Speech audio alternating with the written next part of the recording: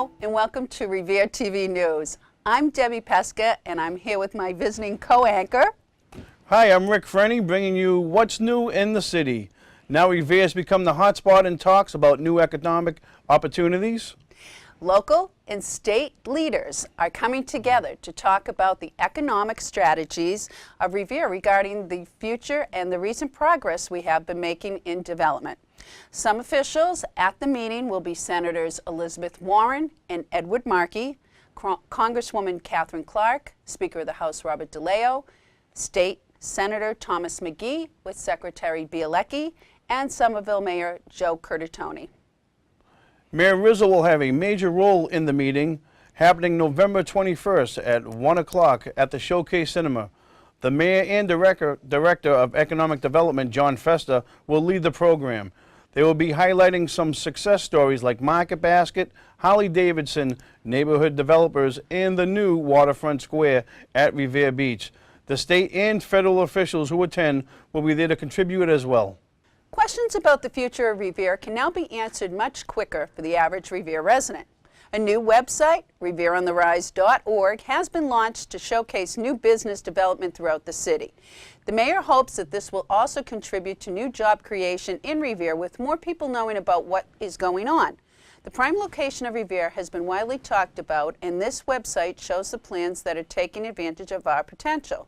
Mayor Rizzo says, quote, "As we look to increase public and private investment over the coming years, Revere on the Rise will be a source of information and a clearinghouse for all things relating to development in the city." End quote. This site adds to Rizzo's goal of government transparency. And the mayor's annual telephone town hall event was a success. Over 600 Revere residents participated. Mayor Rizzo took conference calls so he could speak with residents about a wide range of topics. Before this event, the mayor sent out a city newsletter updating residents on things like public safety, education, economic development, and technology. He also noted that Revere High School was receiving a gold medal award for the best 2014 urban school in the United States. This letter helped make residents aware of some city news before they called. Other topics talked about during the event were updates on Wonderland, Suffolk Downs, Streetscape on Broadway, Revere Beach, and the potential of the Revolution Arena in Revere. Just in today, Mayor Rizzo announced that he is partnering with the Revere Chamber of Commerce for an event that promotes smaller businesses for local holiday shoppers. It's called Small Business Saturday, and its purpose is to work against Black Friday and Cyber Monday so less known businesses in the city get the chance to show what they have to offer. The event is taking place on Saturday, November 29th, 9 to 11 a.m. will be the kickoff coffee hour at Kinship Floral, where coupons and special offers for the day will be handed out. Attendees will be able to stop by the Chamber of Commerce pop-up market until 2 p.m. to chat with the local owners. Turning back to the election at the beginning of the month, it seems Revere's vote for governor was as close as it can get, which reflects the statewide decision. If you remember, Coakley and Baker were neck and neck to the very end.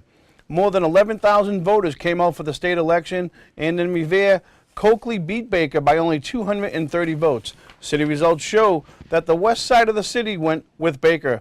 The east side with Coakley, and the middle of the city was a toss-up. Revere is predominantly made up of registered Democrats, but Baker visited Revere this summer multiple times, while Coakley did not. He may have lost the Revere vote by a few hundred, but he still convinced many Democrats to go Republican for him this time around. The results that matter most is the statewide decision, and we know that Charlie Baker will be Massachusetts' next governor. Yes, we do. An update in Revere safety tells us that a 911 dispatch facility that combines calls from Revere and Winthrop will now be opening in February. Initial plans had it finished earlier, but finances caused a minor setback. The Revere City Council unanimously voted on November 3rd to grant $270,000 to the Revere portion of the effort. This dispatch center will be an entity of the Regional Emergency Communications Center that will be based in the Revere Police Station. When opened, this facility will be responsible for dispatching emergency units to both Revere and Winthrop.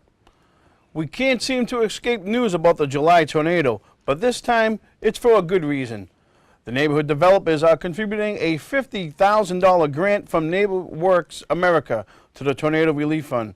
They are donating with hopes that it will help people directly affected with damaged homes that don't have the specific insurance coverage. Neighborhood Works America is constantly working to improve community and neighborhood rehabilitation. They hope that this grant will contribute to the overall damage left after the tornado, as well as the rehabilitation of the city as a whole.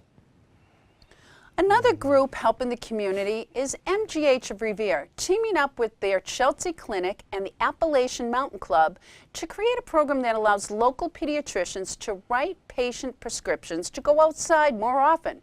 There has been a recent spike in health problems in children that used to be dominant cases with adults, and they believe that the problems are due to a lack of exercise and outdoor activity. The Appalachian Mountain Club's role in this program is to put on activities for these prescribed patients to attend. Our veterans should be honored every day of the year, but Veterans Day always makes us stop and think about the people who serve in our armed forces and sacrifice themselves for our freedom. This Veterans Day weekend, the Revere community was full of celebration and recognition. There were many events that Revere TV was able to cover. So first, let's take a look at what went on at the Beachmont VFW. We have, a couple of years ago, all the veterans posts and veterans organizations got together and they said, why don't we, put things together into perspective to say, well, if you're going to have something this day, or if you have some problems with some of the guys, if they have complaints, we ought to have like a general council. So a couple of years ago, we formed the Revere Allied Veterans Council. And again, what it is it's just kind of a get-together of a couple of guys from every post and around the area and see what we can do, or if we're going to run an event, whatever we need to do. And that's headed by President and veteran from Revere, is Morris Morris. Is he here? Morris, take a bow. There you are. Morris is always there for everything. And again, I mentioned other clubs, the Revere Patriots Civic Club, the Revere Elks. Again, with all their support, we couldn't be here. Can I have everybody who can please rise? I'd like to have a moment of silence for all our troops that are serving overseas at this time. And lost comrades.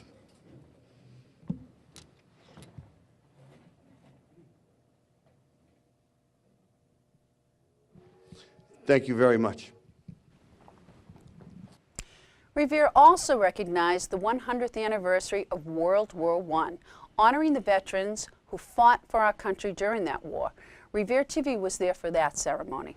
So it's certainly an honor for me to preside over this Veterans Day ceremony where we honor all veterans, both past and present, for serving our great country, not only here at home but across the world.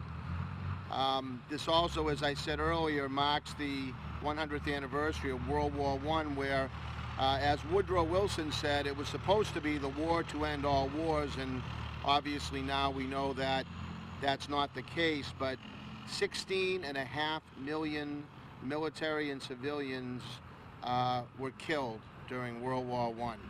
It was a very, very bloody and devastating war. 117,000 Americans, and as our veterans agent Nick Boer just alluded to, 33 from Revere gave their lives during what really was, from the United States perspective, very brief participation. Nonetheless, we lost 33 lives here in the city of Revere. So I'm not telling any of you here something you already don't know.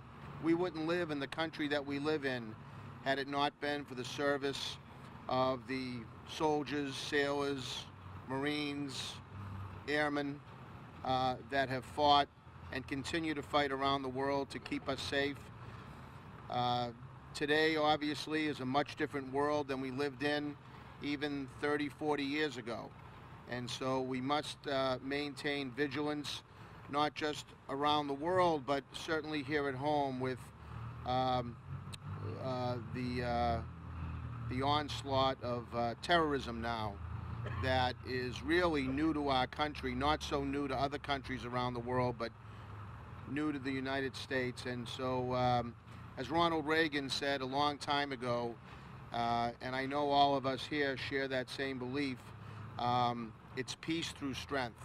And so I want to thank all of you for being here today to honor our military and to support all of our military personnel that continue to serve across the world to keep our country safe. And lastly, before our first break, the Revere Veterans Association, who happens to have a partnership with us at Revere TV, made a trip to Bourne last weekend to place flags on graves at the Massachusetts National Veterans Cemetery. It was called Operation Flags for Vets, and 56,000 flags were placed for those who served for our country. Here's what we've got. How did you enjoy coming down here and putting flags on our I grave? loved it, and I got to see my father-in-law and mother-in-law's grave. I put a flag on my father-in-law's grave, and it was just the most touching and emotional time I've ever had in a long time, and I just cried. I know, Darlene, and I have to thank you, and I'll tell you why. Because you didn't know about this until the last minute, and the minute you found out about it, zumbo, we were right down here. Yeah. So that was a pleasure to have you. I hope to have my whole family here. First of all, tell us about yourself and how you enjoyed and what you do down here at Bourne. Hi, I'm Master Sergeant Michael Forte. I work down here at Otis at the 267 Combat Communications Squadron. Been in the military 18 years, 10 years in the Navy, and now 8 years Air Force. I'm from Taunton, and Monty's are from right next door in Rainham. Right. So as soon as I saw the opportunity, I couldn't wait to come down and help out and do whatever I could to pay tribute to our fallen brothers who can't be here with us. I would like to say one thing, sir. They consider us the greatest generation. World War So II. do I. So are I. you. So are you. No, we consider you the greatest generation. No, you guys paved the way for us. We wouldn't be here if it wasn't for you Right. guys. It was a lot harder being in the military back then. Now it's with the way the media and the coverage, everyone knows what's going on. Back in your day, you were all going into a blind. We didn't storm the beaches. You guys stormed the beaches. We're forever in your debt. It's, Right, and I want to thank you for your service, sir. I want to thank you too, sir. My pleasure. Appreciate it. Nice to meet you. America should be proud of people like you, really. Well, no, only because of people like you. Thank you, So and I thank you appreciate again. Alrighty, guys. Celebrate the holidays with Revere's annual Robert A. Mara Memorial Sounds of Christmas concert, Sunday, December 7th, 4 p.m. at St. Anthony's Church. Admission to the concert is free, and everyone attending is requested to bring a substantial donation of non-perishable food to benefit the Revere Food Pantry. Come and enjoy the program of holiday music and the annual sing-along of longtime favorites. The Robert A. Mara Memorial Sounds of Christmas Concert, Sunday, December 7th, 4 p.m. at St. Anthony's Church. Free admission thanks to our sponsors, the Dominic A. Bocchino Insurance Agency, Global Companies, LLC, and Comcast.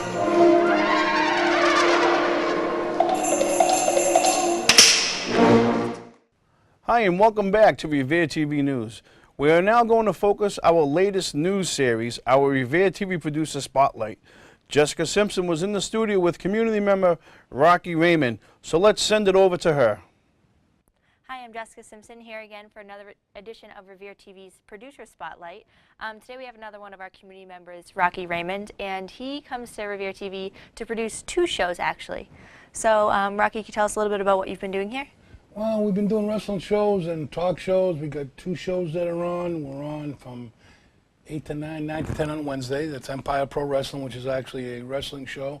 And then we have a legend show, which we spotlight on the older days of professional wrestling with the old-time guys, which are way before your time. And the old days of wrestling, like the San Martino days, the Kowalski days, and all those great things. And we try to bring back the old days of the Boston Garden when they had the Donnybrook knockdown, drag-out professional wrestling shows, not like today with all the glitz and glamour. So do you show clips of like old type things and then you talk about it, or? Yeah, we show some great classic matches from the Boston Garden, which are, that have gone back from, say, the 70s all the way up to the 80s and 90s, and then we talk a lot about the old-time guys that perhaps a lot of the wrestling fans today wouldn't even really know. It's more a lot of the people that I see in the streets here in Revere, and whether it be at a supermarket or a donut shop or a coffee shop, and they all say, well, we like that what you're doing with the old time stuff and the old. See, all my old stuff is on film. It's 8mm film. It's not on these cameras that you got here, all this great stuff you have in the studio with all the new cameras and angles and green screens and all these things. It's done on actual 8mm film. Something that your parents probably took baby film with you when you were a baby. Yeah, so does that make the process for your show a little harder? Like, what do you have to do to prepare for your show here at the studio? Well, it's a good question. That's a very good question, because of course, in all the preparation, you have to, get the inserts ready and all the stuff that you have. And of course, I have an array of stuff in my, I call it the vault, because I have so much wrestling. It's crazy, 8mm film and stuff from the Boston Garden, Madison Square Garden, stuff that no one has. And it makes it more interesting because it's real structural. It's a good material. It's not copied off of TV or you take it here. It's original stuff. It's all original. And you transfer that into a format that you can use for Yeah, here? well, the format's already been transferred back in the day. I put it on from 8mm film. We put it on, at that time, it was VCRs were famous, and now we got the disc that it's been converted into the disc, so we bring that process here, and they have all the stuff here in the studios to do whatever you want to do here. All the great stuff we have here at Revere TV, along with all the great personalities like you and Bobby and Bob and all the great things with Rick Promise, which is, he's back, which is good. We got the team all together again. Yeah, and you've been here for quite a while now, way longer than most of the people that are here. Oh yeah, I think we started doing stuff way back on Marble Street, way back, I'm going to say somewhere around 2000. I mean, we got a lot of stuff that we've been doing, and we've been playing a long time here in Revere, and great steps going up with all the great things we have here in this new studio and all this great equipment. So you would say that it improved from what it was back then to now? Oh, you kidding me? It's like day and night. It's unbelievable. Like I said, if I was mentioned on my shows, and of course we got Morris with the Veterans Show, and we got your show here with Revere TV News and all this stuff that you're doing. So I can only see a brighter future for anyone who wants to come down and try to do a show. You guys are open to having them come on down. Right. So you would recommend the whole process? It's super easy for you? Absolutely. I mean, this is a very relaxed area.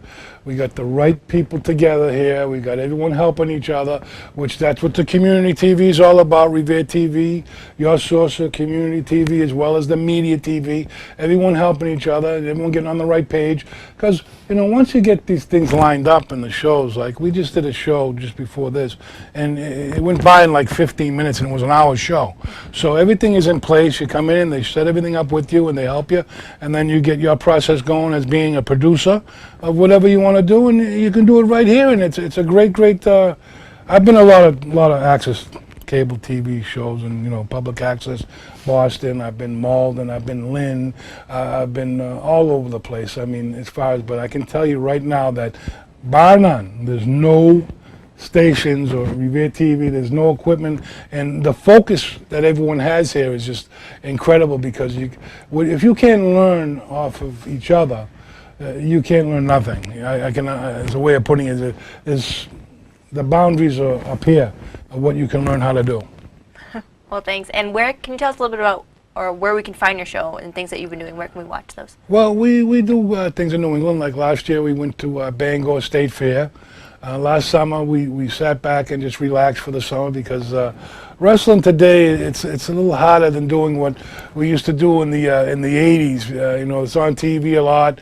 A lot of people are used to seeing the same people over and over again. We try to reach out to the legends that are out there, the guys that are somewhat forgotten but are still got a little fire left in them, that still want to perform at fairs and high schools and inner city sports. If there's any fundraising going on with inner city sports, we're going to try to reach out to the city here at Revere on a lot of these people that had the problems with that big storm we had, and they don't have the funds for that. So we're going to try to maybe reach out to Miles over there, or maybe talk to the mayor and see if we can maybe do a little fundraising, for these people that didn't have the insurance that they thought they had, and they didn't get their buildings put back together the way they thought they were going to be put back together. But there's always, fundraising, people understand, there's a lot of work that goes on with it, especially when you talk about professional wrestling. You got fly-ins, you got buildings, you got all these things that you have to get, license, insurance, and all of that.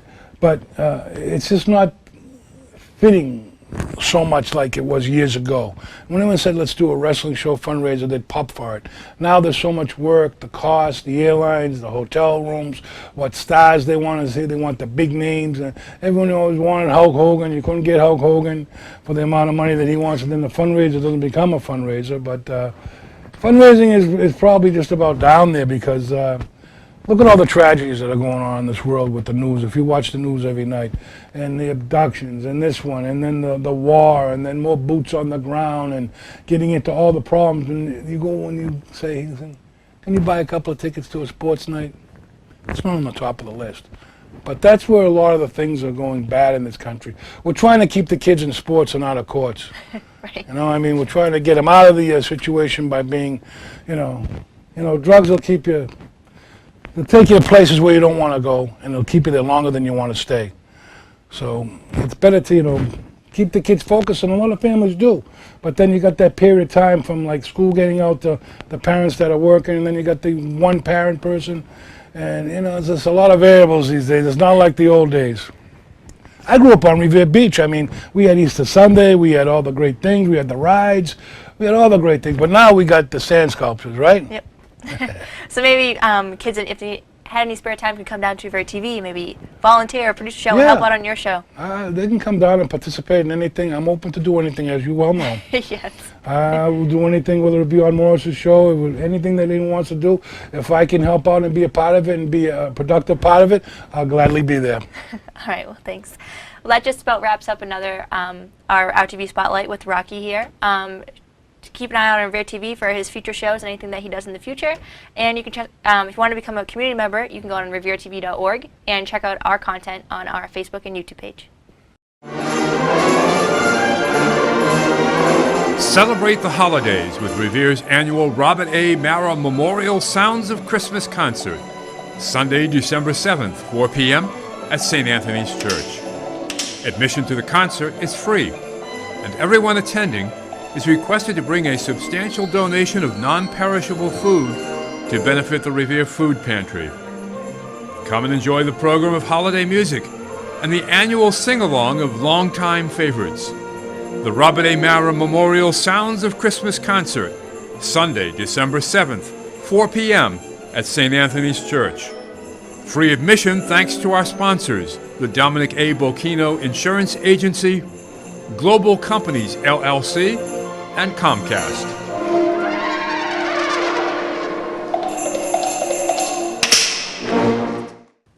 Welcome back to Revere TV News. Now in sports.